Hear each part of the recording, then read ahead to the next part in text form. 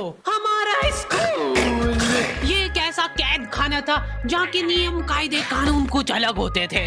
इस जेल के कैदी डेली अपने घर से बस्ता टांग के यहाँ पे आते हैं दिहाड़ी करने। कई माँ बाप उनके बच्चों को खुद इस जेल में फेंक के जाते हैं ताकि उनका बच्चा जिंदगी में एक सक्सेसफुल दिहाड़ बन सके। दरिंदे रोक दे बच्चा। मैं अपनी दिहाड़ी करने वैन से जाता था। हमारी वैन वाले ड्राइवर का नाम था भैया जी और उसकी वैन का नाम था मैजिक, जिसका हर दूसरे दिन टायर पंचर हो जाता था।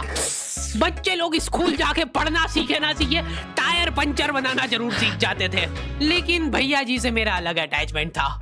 उनसे मेरे को दिल से नफरत थी। ये आदमी सुबह 5 बजे आके मेरे घर के सामने हॉर्न बजाता था। अरे भैयू, ओए भैयू, जल्दी से तैयार हो जा बेटा, 5 मिनट में निकलना है फटाफट। 9 बजे का स्कूल है यार हमारा। लेकिन ये आदमी सुबह सबसे पहले आके मेरे को लेता था। उसके बाद हम 3-4 घंटे पूरे शहर भ्रमण पे निकलते थे। शहर के पूरे आखिरी कोने से बच्चे ले लेके आता था ये आदमी। जहाँ पे वैन जा भी नहीं सकती उधर कूदा कूदा के ले जाता था ये, और फिर टायर पंचर हो जाते थे। शाम पड़े वापस से हमको घर घर छोड़ के आता था ये। जिंदगी बर्बाद कर दी थी भैया जी ने मेरी। सबसे पहले लेते थे और सबसे आखिर में छोड़ते थे।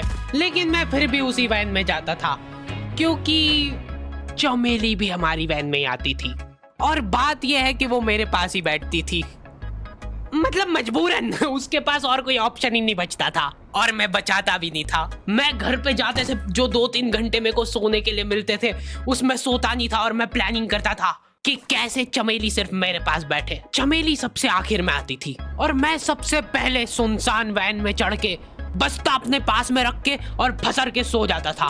बाकी सारे बच्चे अपना बस्ता गोदी में रखते थे क्योंकि तुम्हारे बाप की वैन नहीं है, मतलब मेरे भी नहीं थी। पर मेरे ऊपर भैया जी को तरस आ जाता था कि बेचारा 5 बजे से आया है, तो वो सोने देते थे। अरे कैसे चला रहा है ये गाड़ी? रुक जा, गाड़ी चलाना नहीं आती क्या? देखो, आदमी इतना तभी चिढ़ता है जब उसकी जिंदगी में कोई लड़की ना हो। नहीं है ना? नहीं, मैं समझ सकता हूँ लड़की ना होने का दुख दर्द। मैं भी किसी जमाने में लड़कियों की तलाश में गली मोहल्ले भटकता था। फिर एक दिन मेरे पास से वो निकली। जैसे ही मैंने हैपन खोल के देखा उसकी आईडी मेरे फोन ही थी। हैपन ये एक रियल लाइफ डेटिंग है। वो लोग मिलेंगे जो तुम्हारे आस पड़ोस से निकले हो कभी ना कभी। 100 किलोमीटर दूर रहने वाले लोगों से बात करके फायदा ही क्या जब तुम मिल ही ना पाओ। और अगर तुम्हारी घिनौनी शक्ल देख के यहाँ पे तुमसे कोई प्यार मोहब्बत नहीं भी करता है तो तुम फ्रेंडशिप तो कर ही सकते हो फिर भी। So go and check it out happen. Link is in the description. लेकिन मैं सोता नहीं था। मैं आंख बंद करके चमेली के घर का इंतजार करता था। तो क्योंकि चमेली आखिरी में आती थी तो वैन पूरी पैक पुक हो रखी होती थी। बच्चे बाहर उबल रहे होते थे और मैं अपना बस्ता पास में रख के एक्टिंग देखो एक्टिंग। और जैसे ही वो आती थी, हड़बड़ाना नहीं, ऐसे टाइम पे हड़बड़ाते नहीं है कि फटाफट बैग उठाया और आओ इधर बैठो जल्दी। मत करना ये हरकत, भाग जाएगी वो। ठरक नहीं झलकना चाहिए जरा सिक भी, एकदम सटल रखना है। क्या हुआ? और कहीं जगह नहीं है क्या? तेरे मुंह में मूत दूंगा मैं। अच्छा ठीक है, इधर ही बैठ जाओ। देख रहे हो एक्टिंग देखो तुम लौंडे की। ना जाने कौन सी नशीली खट्टी मीठी खुशबू लगा के आती थी चमेली। आज तक उसकी खुशबू है मेरी नाक में।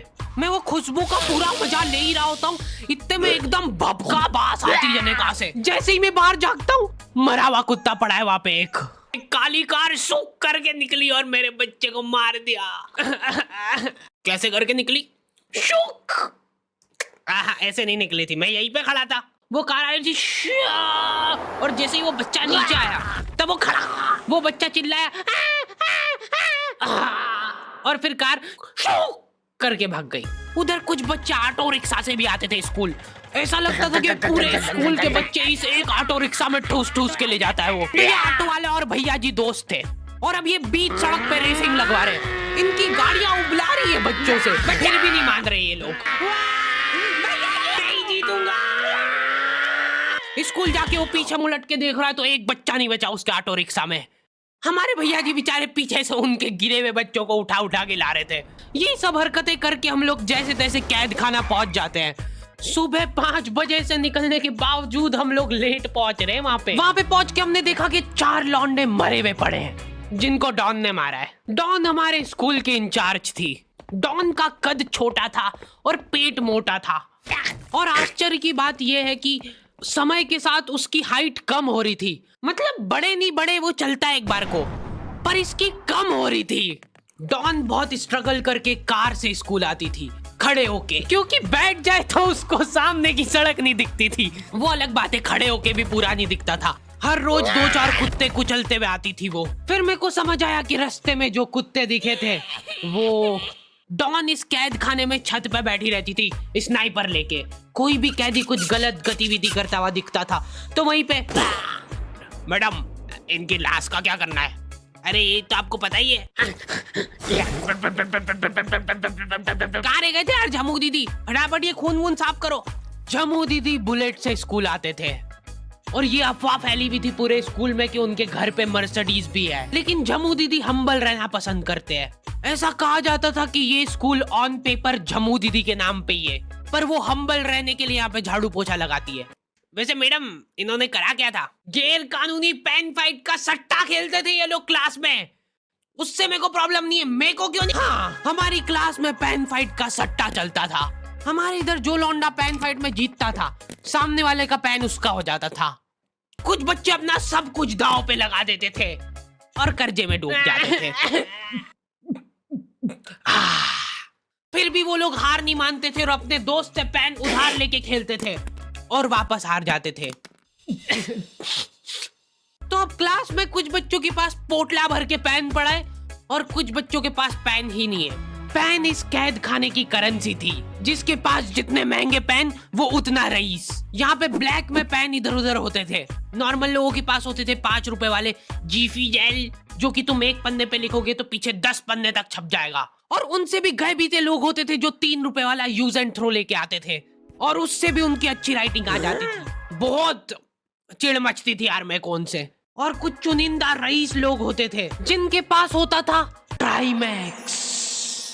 हर बच्चे का सपना होता था कि उसके पास एक ट्राईमैक्स हो, साथ में आसपास 2-4 लड़कियां हो। मेरे को प्लीज मेरे को यहाँ पे ऑटोग्राफ दे दो। ये लो ट्राईमैक्स की इनके ये ट्राईमैक्स। क्या बात कर रही है? सही में एकदम रईस लोग ही अफोर्ड कर पाते थे ट्राईमैक्स। वो बाबड़े भी एक एक अक्षर लिख के रिफिल खोल के देखते थे। खाली हो रही है तो एक बार एक रईस बच्चे का ट्राईमैक्स चोरी हो गया। पूरे स्कूल में हाहू मच गई थी। वो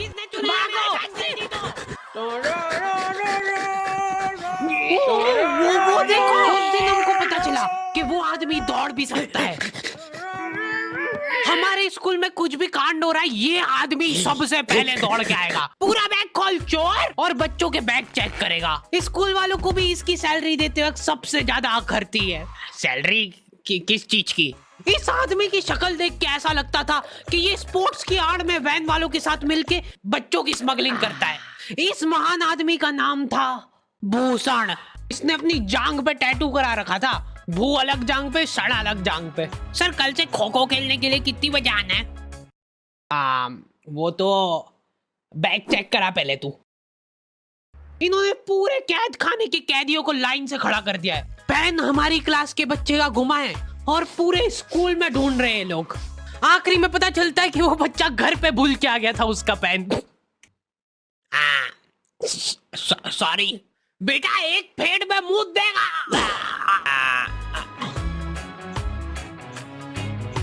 ऐसे तो नमूने बच्चे थे हमारे स्कूल में, और टीचर लोग उनसे भी गए बीते थे। हमारे स्कूल में टीचरों को उनके नाम से कोई जानता ही नहीं है। बच्चों ने उनकी हरकतों के अनुसार टीचरों के नाम रखे हुए। हमारे इंग्लिश वाले टीचर का नाम था छोटा भीम। इससे चिड़चिड़ा आदमी मैंने आज तक नहीं देखा। छोटा भीम की हॉबी थी लड़कों को कूटना। उस बेचारे की हाइट छोटी थी तो बच्चे के मुंह तक उसका हाथ ही नहीं पहुंचता था। बेचारा ऊंचक उचक के मारता था, फिर भी कमर तक ही हाथ पहुंच पाता था उसका। एक पॉइंट पे मेरे को ऐसा लगने लग गया था कि उसको सैलरी लड़कों को कूटने की मिल रही है। कभी किसी बच्चे को बहुत ज्यादा मार दिया, घायल हो गया वो बेचारा, ये लो आपका एक्स्ट्रा बोनस। होमवर्क तुम्हारा बाप करेगा क्या? सर मेरे पापा मर गए थे। तू भी मर जा। ये लो। अरे वाह, नहीं चल रही, सांस तो नहीं चल रही है। हाँ कंफर्म कंफर्म मर चुका है ये। ओह ये लो आपका प्रमोशन हो गया है। लड़कियों से उसका अलग अटैचमेंट था। कौन सा परफ्यूम लगा के आई हो? सर थोड़ा थोड़ा दूर रहो। अरे मैं कुछ कर थोड़ी ना। भोली सी सूरत और आंखों में ठरक लेके स्कूल आ जाता था ये daily. So this means that he will jump over it and then he started. ये आदमी इंग्लिश को इंग्लिश में ही ट्रांसलेट करके चल जाता था हमारी नंगी आंखों के सामने। इधर वॉशरूम में मौत का नंगा नाच मचा रखा था लॉन्डो ने। 4 लॉन्डे दिन दिन भर वॉशरूम में जाके खड़े हैं, कुछ भी नहीं कर रहे वो लोग वहां जाके। उनको बस मन की शांति मिलती है वहां जाके। अगले दिन उन चारों ने प्लानिंग करी कुछ तो प्रोडक्टिव करते यार वहां जाके। अगले दिन वो सब पानी की बोतल लेके गए। अब वो पानी पी पी के हाथों हाथ मूत रहे हैं। और ये टीचर लोगों को प्रॉब्लम क्या है, बच्चे अगर वॉशरूम जा रहे हैं तो एक गया है तो अभी दूसरा नहीं जा सकता है। क्यों? तुम्हारे घर की लेटरिन थोड़ी ना है वो कि एक टाइम पे एक जना यूज कर सकता है। मान लो वो 2 जने अगर वॉशरूम में मिल गए तो वो क्या कर लेंगे ज्यादा से ज्यादा? भाई यहाँ का बल्ब निकाल लेते हैं ना। हाँ निकाल लो, फीस भरी है अपन ने। लॉन्डो को ऐसा लग रहा है कि इन्होंने फीस भर के पूरा स्कूल खरीद लिया है। 10 लॉन्डे कॉरिडोर में छाती चौड़ी करके चल रहे हैं प्रिंसिपल के सामने। प्रिंसिपल को इग्नोर कर रहे हैं ये लोग। इनको ऐसा लग रहा है कि इन्होंने फीस भर दी है तो प्रिंसिपल इनके पैर पड़ेगी। उनमें से आधों ने फीस भरी भी नहीं है। हमारा स्कूल बिल्कुल सेफ नहीं था। हमारे वॉशरूम में चोरियां हो जाती थी यार। बल्ब चोरी करने के बाद सब लोग अंधेरे में मूत रहे एक दूसरे के जूते पे। उधर उधर कर। उसके बाद पूरे वॉशरूम में कुछ दिख नहीं रहा है चोरी करने का। तो ये लोग हाँ नल उखाड़ के ले गए। नल कौन ले जाता है? कभी वो मछली वाले साबुन चोरी हो जाते थे, कभी ये फिनाइल की सफेद गोली को माउथ फ्रेशनर समझ के खा जाते थे। भाई भाई इसको चबा मत, इसको चूस, ज्यादा देर तक चलेगी ऐसे। ठंडक हो रही भाई, ठंडक।